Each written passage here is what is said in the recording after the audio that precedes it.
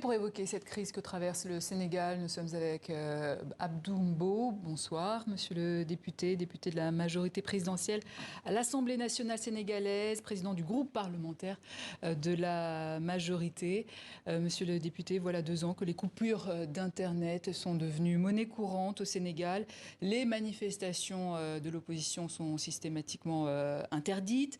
Depuis le début de cette crise, on compte 3 morts qui s'ajoutent aux précédents. Quelle est vous, Monsieur Mbow, votre responsabilité en tant que député de la majorité présidentielle? Merci beaucoup. Je voudrais d'abord, avant de répondre à cette question, parce que j'ai entendu tout à l'heure le journaliste qui a fait le sujet tout à l'heure, dire que Paris et Washington demandent aux autorités sénégalaises d'organiser les élections au plus vite. Oui. Mais je voudrais juste faire une précision, parce que c'est important. Allez-y. Et je voudrais que nos partenaires, les partenaires du Sénégal, s'informent davantage de ce qui se passe dans ce pays avant d'essayer de donner des injonctions et des leçons de morale. Pourquoi je le dis?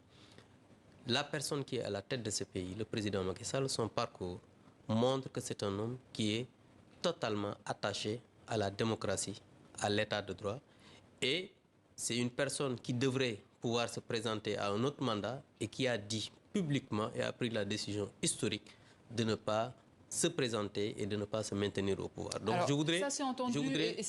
Oui, mais c'est important, madame, parce que ça c'est clair. Hein, c'est clair, c'est important. Vous l'avez rappelé dans les différents médias absolument, mais c'est important qu'on le dise parce que j'ai lu aujourd'hui le ministre des Affaires étrangères français dire la même chose, alors que nous, en tant que Sénégalais, énormément de choses se passent en France. Vous ne nous entendez pas, vous entendez notre voix. Nous, on est TV5 Monde. Oui, mais vous êtes TV5 Monde, oui. Mais c'est quelque chose que les journalistes disent, c'est quelque chose qui a été relayé dans les médias. Et donc, c'est important aussi qu'on le dise, on souhaite clarifier cette chose. Ces choses faites. Voilà. Vous disiez que Macky Sall est un démocrate, mais est-ce que ce que je viens de citer, les coupures d'Internet, les 3 morts lors des manifestations, est-ce que ce n'est pas un recul démocratique? Les gens ont intérêt à s'attarder sur des clichés.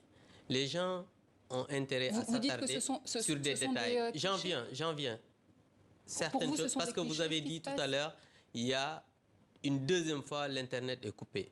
Mais il faut que je vous rappelle que le chef de l'État, président de la République, Macky Sall, une deuxième fois depuis cette crise. Oui, non, mais attends, je vous le dis. Le président de la République et l'État du Sénégal a la responsabilité de protéger le pays, a la responsabilité de travailler à la sécurité du pays. Parce qu'aujourd'hui, le Sénégal est entouré par une ceinture de feu.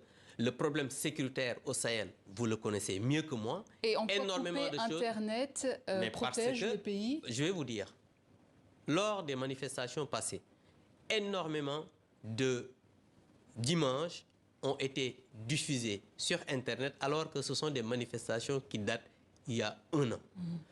Aujourd'hui, on a dit qu'un étudiant a été tué. Je ne suis pas un gendarme ni un juge, mais le procureur lui-même a fait une déclaration, un communiqué pour dire une enquête sera ouverte. Et les étudiants eux-mêmes ont dit, au moment des faits, il n'y avait ni la gendarmerie ni la police. Donc je pense qu'il faut qu'on attende que l'enquête sorte pour qu'on sache exactement ce qui s'est passé. Cela pour dire quoi? Cela pour dire que personnellement, je suis au Sénégal, j'ai été au Sénégal, j'ai été avec les manifestations. Je regrette quand même les personnes qui ont été tuées parce que je pense qu'une seule vie humaine vaut quand même, c'est très grave de tuer quelqu'un. Donc quand on dit 3 personnes tuées, c'est très grave. Et je pense que l'État prendra toutes ses responsabilités pour que la lumière soit faite. Maintenant, par rapport à la démocratie, je voudrais rappeler, je l'ai dit tout à l'heure, le président Macky Sall, son parcours montre qu'il est totalement attaché à la démocratie. Oui, et aujourd'hui, ce qui se passe au Sénégal, il faut qu'on avance. Oui, absolument, mais c'est important, madame. Sinon on n'aura pas le temps de poser toutes les questions qui concernent en fait les Sénégalais. Oui. Monsieur Mbow, chez nos confrères de France 24, vous avez évoqué qu'il n'y a pas de crise au Sénégal. Pourtant, voilà ce que Macky Sall a dit lui-même. Écoutez. Notre pays est confronté depuis quelques jours à un différend entre l'Assemblée nationale et le Conseil constitutionnel, un conflit ouvert sur fond d'une supposée affaire de corruption de juges. Il s'agit bien d'une crise institutionnelle, d'où l'arrêt du processus électoral. Êtes-vous en désaccord avec le président Macky Sall?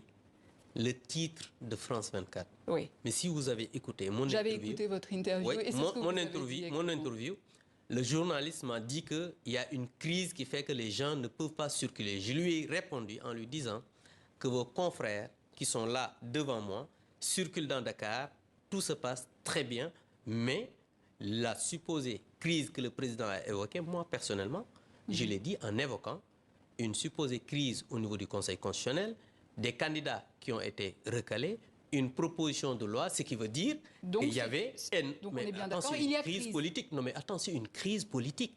Parce que s'il n'y avait pas de crise politique, madame, le président de la République n'allait pas abroger le décret et que l'Assemblée nationale vote souverainement pour décaler l'élection présidentielle. C'est parce qu'il y a une crise politique. Et ensuite, le président de la République a appelé au dialogue. Mais pour dialoguer, c'est parce qu'il y a eu des problèmes. C'est parce qu'il y a eu des contentieux. C'est parce qu'il y a eu un processus vicié. Donc je pense qu'aujourd'hui, des juges du Conseil pas la corruption supposée, encore une fois, supposée corruption. En tout cas, c'était le point de départ. Oui, le point de départ, on a dit qui a mené au report de la présidentielle. Je vous dis supposée corruption et de conflit d'intérêts au niveau des juges du Conseil constitutionnel. C'est pourquoi un groupe de l'opposition a tout fait pour qu'on mette sur pied une résolution qui met sur pied une commission d'enquête parlementaire. Vous présidez justement absolument, je préside la commission d'enquête parlementaire relative à ces supposées accusations. Absolument. Où en est l'enquête? Mais le règlement intérieur de l'Assemblée nationale ne nous permet pas de communiquer sur le travail d'une commission d'enquête parlementaire parce que c'est même puni par le code pénal sénégalais. Donc pas de programme sur la commission d'enquête aujourd'hui? Absolument rien. On peut le dire sur la commission d'enquête parlementaire parce qu'après le travail, on le dépose sur la table du président de l'Assemblée nationale. Donc on ne peut pas, en tant que député, membre de la commission de l'enquête parlementaire, de parler de cette affaire. On peut discuter d'autres choses, mais... Est-ce que vous comptez convoquer ces juges?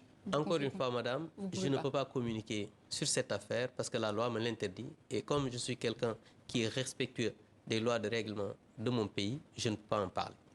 Monsieur le député, un mot sur ce tweet de Karim Wade. Je viens d'apprendre, dit-il, qu'Ousmane Sonko est en négociation avec le président Macky Sall en vue de sa prochaine libération et de celle des personnes emprisonnées avec lui. Est-ce que vous en savez plus? Mais absolument pas, parce que Karim Wade est un leader politique de l'opposition. Il a ses positions, il a peut-être certainement des informations que moi je n'ai pas. Je ne peux pas commenter ses propos. Est-ce que ça veut dire que le PASTEF est redevenu fréquentable? Mais vous savez, il n'y a jamais eu de Sénégalais infréquentables. Le président de la République a dit que j'appelle à un dialogue. Il n'appelle pas au dialogue des non-Sénégalais. Il a dit que je voudrais que tous les Sénégalais se réconcilient. Tous les Sénégalais se retrouvent autour d'une table pour qu'on puisse avoir des élections libres, transparentes, apaisées et démocratiques. Parce que le président de la République, on le prête l'intention de vouloir quand même rester au pouvoir. Quelqu'un, comme je l'ai dit au début de mon propos, qui a renoncé à se présenter à un autre mandat alors que la Constitution lui en donnait droit. Est-ce que cette personne, on peut dire qu'il veut se maintenir au pouvoir pour 5 mois ou bien pour 10 mois? Je pense que non. Est-ce que cette personne, on peut aujourd'hui lui dire qu'il a reporté des élections parce qu'il n'en a pas le pouvoir? Le président de la République au Sénégal n'a pas le pouvoir de reporter des élections. Le président de la République a abrogé le décret qui a convoqué le corps électoral et souverainement, l'Assemblée nationale, après une proposition de loi qui vient de l'opposition, a voté souverainement pour décaler la date de l'élection présidentielle. Et je vous rappelle, madame, que c'est cette même opposition, les gens aujourd'hui qui sont sur le terrain, qui sont en train d'insulter, qui sont en train de vouloir de lancer des messages haineux. C'est ces personnes de l'opposition, plus de 50 candidats recalés, qui avaient écrit au président de la République pour le rencontrer. Et après l'avoir rencontré, ils ont dit publiquement que le président de la République, Macky Sall, doit arrêter le processus électoral et ils avaient reçu une fin de non-recevoir du président Macky Sall. On suivra évidemment ce processus. Oui, mais c'est important d'expliquer ça parce que le président Macky Sall avait leur donné une fin de non-recevoir pour ne pas reporter ces élections parce qu'il n'en a pas le pouvoir. On a compris votre position. Ça, c'est important. Merci. Je rappelle que vous êtes député de la majorité présidentielle à l'Assemblée nationale sénégalaise et président du groupe parlementaire de la majorité. Merci beaucoup.